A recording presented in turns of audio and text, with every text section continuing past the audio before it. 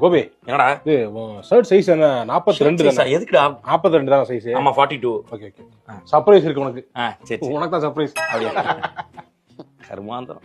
மாப்பிள என்னடா உனக்கு என்ன ஷூ பிடிக்கும்? இந்த நைக்கி, பூமா இந்த மாதிரி என்ன பிராண்ட் உனக்கு? எது சொன்னாலும் டூப்ளிகேட் தான் நீ வாங்குவ. நைக்கினா பைக்கி வாங்குவ, பூமானா போமான்னு ஒன்னு வாங்குவ, அடிடாஸ் புலா அபிபாஸ்னு வாங்கி போட்டுக்கு தெரியவ. மாப்பிள டூப்ளிகேட்லாம் வாங்கல, ஒரிஜினலே உனக்கு வாங்கி தரேன். அப்படியா?